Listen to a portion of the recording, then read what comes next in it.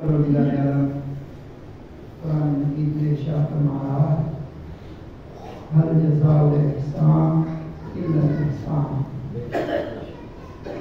کیا احسان کی جزا احسان کے علاوہ کچھ اور؟ اللہ کا محترم، اس ذہن میں چند معلومات عرض کرنے سے پہلے آج شب جمعہ ہے، اپنے چھوٹے بھائیوں کے لیے عرض کرتا چلوں کہ شب جمعہ ایک بہترین شب ہے،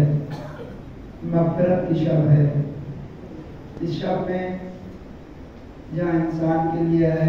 کہ پوری رات عبادت الہی میں جا کر بسر کرے اور دعائیں ہیں، وظیفے ہیں، وہ پڑھنا چاہیے، اور ہم لوگوں سے بہت سے لوگ پڑھتے بھی ہیں۔ اللہ ہم سب کو توفیق دے کہ ہم سب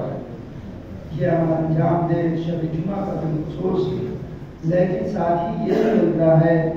کہ شب جمعہ میں مومنین کی روحیں اپنے اپنے گھروں پر آتی ہیں۔ آج شب جمعہ مجلس ہے تو ایک روایت آپ کے سامنے آ کر کروں کہ مومنین کی روحیں اپنے اپنے گھروں پر آتی ہیں، وہ اپنے اپنے اعزاء و اقربا سے، اپنے چاہنے والے، اپنے رشتہ داروں سے ان کو جب دیکھتی ہے کہ وہ لوگ بڑے خوش و خرم نظر آ رہے ہیں، جو گھر پہلے ہمارا ہوا کرتا تھا آج ان گھروں میں یہ لوگ بسے ہوئے ہیں، یہ ہمارے گھروں کی چیزوں کو استعمال کر رہے ہیں، ہماری مال و جائیداد کو استعمال کر رہے ہیں، تو وہ صرف اور صرف یہی چاہتے ہیں کہ ہمارے عزیزوں، ہمارے گھروں میں رہنے والے بسنے والوں، ہمارے لیے کچھ کار خیر انجام دیتے چلے جاؤ، کچھ نیکی کرتے چلے جاؤ، کچھ صدقہ ہمارے لیے دیا کرو، نہیں کچھ تو کم از کم ایک سورہ فاتحہ سے اپنی مرحومین کو یاد کیا کرو۔ اگر ہم نے یہ نہیں کیا اور ہم نے اپنی مرحومین کو یاد نہیں کیا تو روایتیں بتاتی ہیں وہ بالکل اسی طریقے سے واپس ہو جاتے ہیں جیسے کوئی فقیر ہمارے دروازے پر مانگنے آئے اور ہم سے کچھ عطا نہ کرے تو ہم خالی ہاتھ لوٹ جاتا ہے۔ نعرہ صلوات،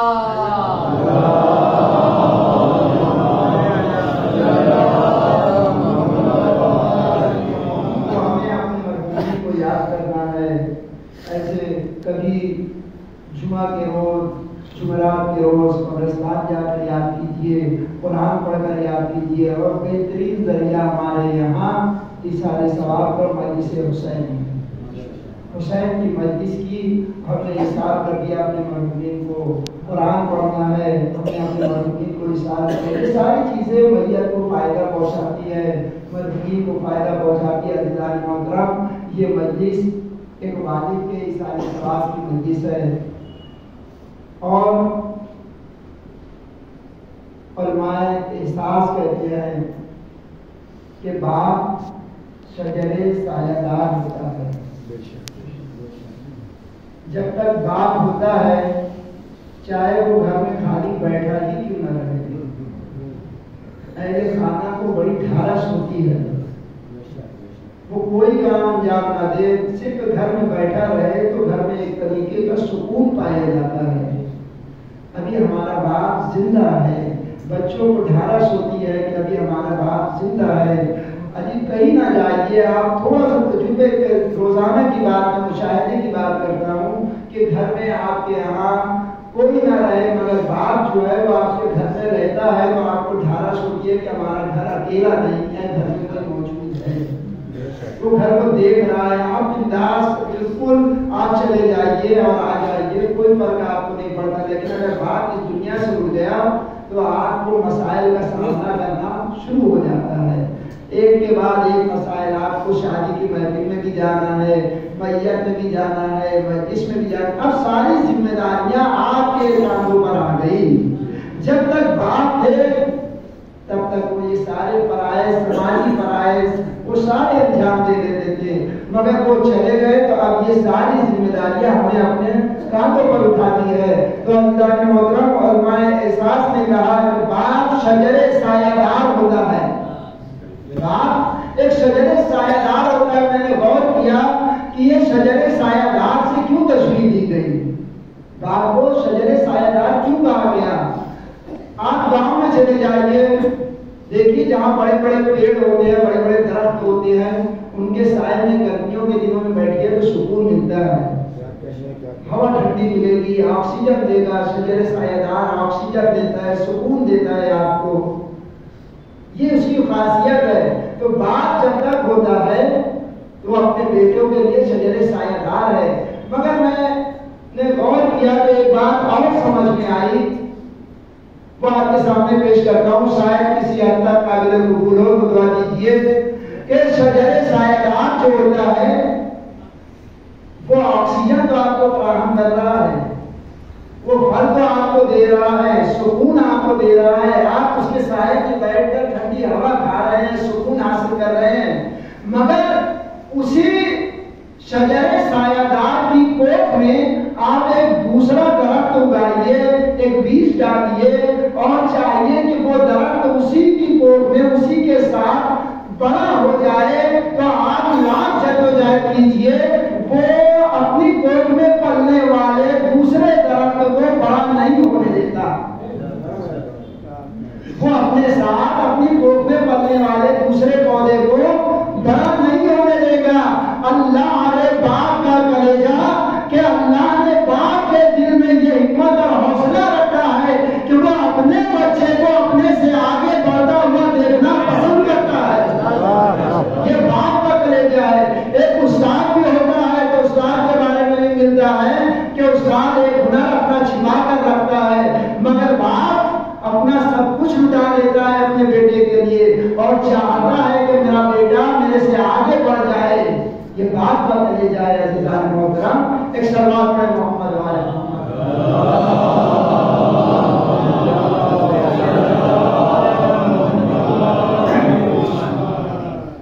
عزیزان محترم، میں نے جس آیت کی تلاوت کی، ہمارا اکثر و بیشتر سورہ رحمان کی اس آیت کی تلاوت کرتے ہیں، سنتے ہیں، ہر جزاء الاحسان الا الاحسان، کہ کیا احسان کی جزا احسان کے علاوہ بھی کچھ ہے؟ ہم اور آپ کسی کے ساتھ احسان کریں تو ہم اور آپ یہی چاہتے ہیں کہ وہ پلٹ کر ہمارے ساتھ بھی احسان کرے، مگر زمانہ اتنا پراشوب ہو گیا ہے کہ آپ اس سے بہتر جانتے ہیں کہ جس کے ساتھ احسان کیا جائے وہی احسان فراموشی پر آمادہ ہوتا ہے۔ اور یہ قدرت میں اللہ نے قرآن میں کہا ہر جزاء الاحسان الا الاحسان، یہ ایک منفرد انداز اختیار کیا قدرت نے، گفتگو کا ایک الگ طریقہ اختیار کیا، چاہتا تو وہ عمل کی اہمیت کو ڈائریکٹ بتا سکتا تھا سیدھے سیدھے کہ یہ احسان کرنا ہے اور احسان کی بدلہ احسان ہے، لیکن یہ حد لگا کر کہ ہر جزاء الاحسان الا الاحسان ایک سوالیہ نشان پیدا کرتی ہے اور اس عمل کی اہمیت کو اور زیادہ بیان کر دیا کہ دیکھیے کیا احسان کا بدلہ احسان کے علاوہ بھی کچھ ہے،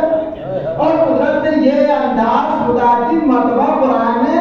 اختیار کیا ہے۔ کہیں جب اللہ نے علم کی اہمیت کو بیان کرنا چاہا، صاحبان نے علم کی اہمیت کو بیان کرنا چاہا تو اللہ نے کہا هل يستوي الذين يعلمون والذين لا يعلمون، کیا جاہل اور عالم دونوں برابر ہیں؟ کیا جو جس کے پاس علم کی دولت ہے وہ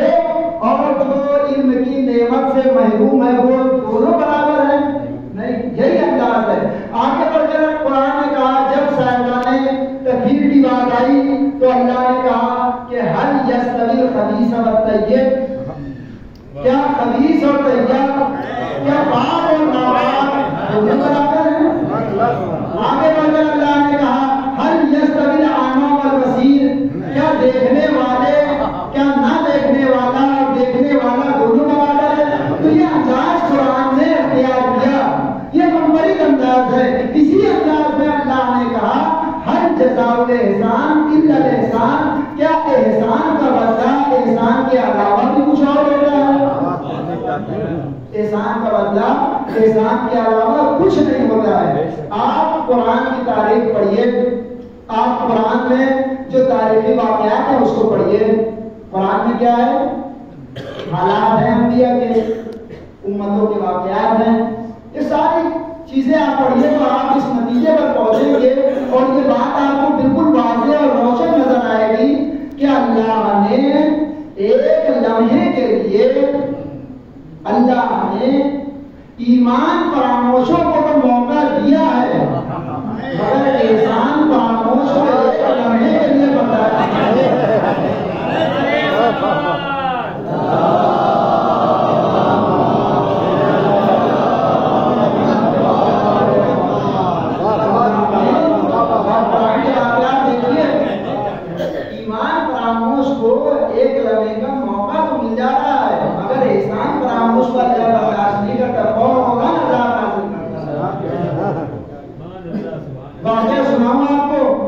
جناب نوح علیہ السلام کتنے سال انہوں نے تبلیغ کی؟ 950 سال تبلیغ کی جناب نوح نے، اتنی سال تبلیغ کرتے رہے۔ اب چند لوگ، کسی روایت میں کہ 80 لوگ صرف ان کے ہاتھوں پر ایمان لائے۔ جناب نوح 100 سال 200 سال اگر تبلیغ کرتے رہے اور لوگ ایمان نہ لائے تو نوح نے بارگاہ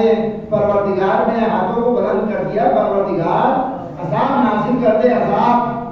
کہ مانتے ہی نہیں، سنتے ہی نہیں، میں مسلسل انہیں بتائے جا رہا ہوں تو آواز آئی نوح ابھی جلدی نہ کرو، ابھی انہیں مہلت دو، ابھی انہیں مہلت دو، مہلت، شاید یہ سدھر جائے، شاید یہ قوم راہ راست پر آ جائے، انہیں ایک چانس ایک مہلت اور دی جانی چاہیے۔ اور اس کے لیے پھر کیا ہوا کہ اہتمام کیا گیا، جب جناب نوح نے بدعا کے لیے ہاتھوں کو اٹھایا تو درخت لگاؤ، لکڑیاں کاٹو، کشتی بناؤ، سارا واقعہ آپ نے سنا ہے۔ معلوم ہوا کہ قوم کو مہلت پر مہلت دی جا رہی ہے، ایک کے بعد ایک مہلت جناب نوح کی قوم کو۔ جناب لوط کا بھی معاملہ ایسا ہی ہے، انہوں نے بھی بدعا کے لیے ہاتھوں کو اٹھایا تو کہا یہ مہلت دو، شاید یہ سدھر جائیں، شاید یہ راہ راستے پر آ جائیں۔ میرے مالک یہ کیا بات ہے کہ تو قوم نوح اور قوم لوط کو مہلت پہ مہلت، چانس پہ چانس دیے جا رہا ہے کہ شاید سدھر جائے، شاید راہ راستے پر آ جائے میرے مالک، لیکن تو نے حضرت آدم کا سجدہ نہ کرنے پر ابلیس پر کون عذاب نازل کر دیا؟ اسے بھی مہلت دینی تھی، اسے بھی چانس دینا تھا۔ یہاں نوح اور لوط کی قوموں کو جو مہلت پہ مہلت دیے جا رہا ہے، شاید سدھر جائیں، شاید ایمان لے آئیں، مگر وہاں مہلت نہیں ہے، وہاں کون عذاب نازل کر دیا تو شاید آواز آئے میں ایمان فراموشوں کو تو موقع دے سکتا ہوں، مگر احسان فراموش کو موقع نہیں دیتا۔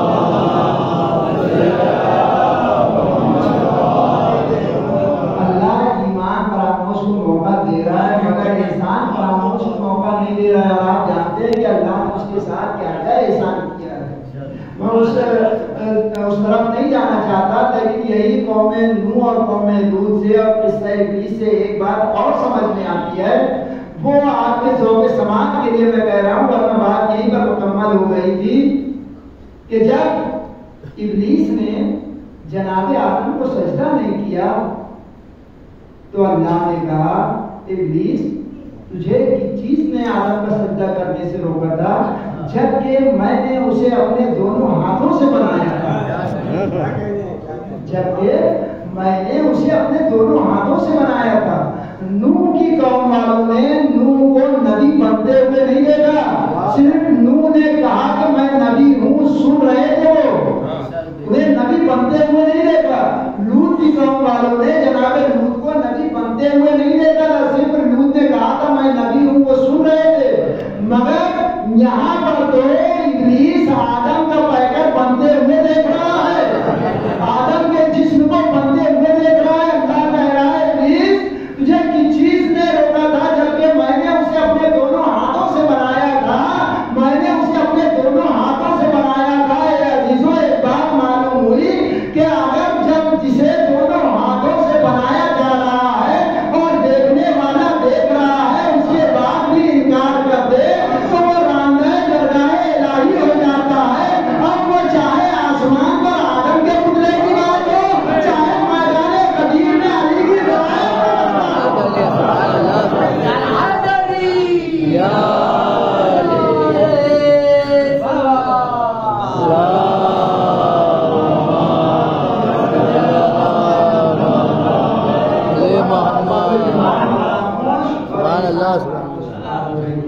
اللہ نے کہا ہر جزاء الاحسان الا الاحسان، کہ کیا احسان کی جزا احسان کے علاوہ بھی کچھ ہے؟ عزیزان محترم، اللہ نے کہا وَقَضَىٰ رَبُّكَ أَلَّا تَعْبُدُوا إِلَّا إِيَّاهُ وَبِالْوَالِدَيْنِ إِحْسَانًا، کہ اپنے والدین کے ساتھ احسان کرو۔ احسان جہاں اللہ نے اپنی عبادت کو رکھا وہیں والدین کے ساتھ احسان کو رکھا۔ والدین کی اطاعت کا حکم ہوا، والدین کے ساتھ احسان کا حکم ہو رہا ہے بار بار کہ اپنے والدین کے ساتھ احسان کیجیے۔ اور کیوں ہو رہا ہے یہ حکم کہ احسان کیجیے؟ وَبِالْوَالِدَيْنِ احسانا، اپنے والدین کے ساتھ احسان، اس لیے کہ قرآن نے آگے پڑھ کر کہا ہے ہر جزاء الاحسان الا الاحسان، کہ احسان کا بدلہ احسان ہوتا ہے۔ والدین نے تمہارے ساتھ احسان کیا ہے۔ اب کیا والدین نے کیا احسان کیا آپ سب جانتے ہیں کہ انسان جب پیدا ہوتا ہے تو والدین کتنا احسان کرتے ہیں، چاہتے ہیں کہ وہ کسی طرح سے جی جائے۔ یہی تو فرق میں بیان کرتا ہوں کہ ہمارے اندر اور ہمارے والدین کے اندر ایک ذرا سا فرق ہوتا ہے کہ جب والدین اس طرح عدالت پر پہنچتے ہیں تو ہمیں معلوم ہوتا ہے کہ یہ 1 سال 2 سال 4 مہینے 6 مہینے اتنے دن زندہ رہیں گے، وقت پورا ہو گیا، عمر پوری ہو گئی، اس کے بعد یہ چلے جائیں گے۔ ہم اس فکر میں ان کی تیمارداری کرتے ہیں، مگر والدین جب ہم پیدا ہوتے ہیں تو ان کی پوری فکر یہ ہوتی ہے کہ یہ میرا بچہ کسی طریقے سے جی جائے۔ یہ ہے والد، یہ ہے والدین۔ تو والدین کا ہم پر بڑا احسان ہے، باپ نے ہماری کفالت کی، ہمارا اچھا نام رکھا، ہماری پرورش کی، ہمیں تعلیم دی، ہمیں لباس دیا، ہمیں غذا دی، یہ سارے احسانات والد ہم پر کر رہا ہے، والدہ بھی ہم پر احسان کر رہی ہے۔ مگر والد اور والدہ کے احسان میں ذرا سا فرق ہے کہ والد نے جو احسان کیا وہ سب کچھ ولادت کے بعد کیا۔ والد کا جتنا احسان ہے ہم پر وہ سب کچھ ہماری ولادت کے بعد،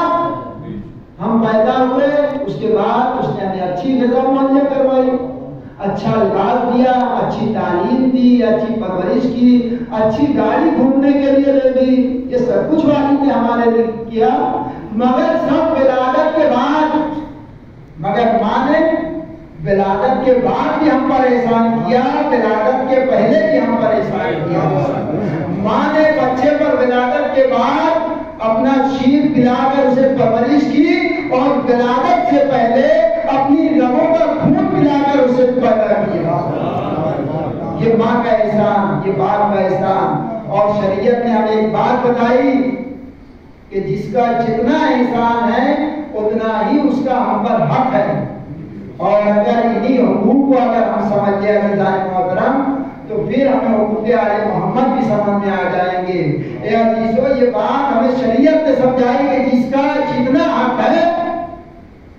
جتنا جس کا احسان ہم پر ہے اس کا اتنا حق بنتا ہے۔ تو آپ مجھے ذرا انصاف سے بتائیے،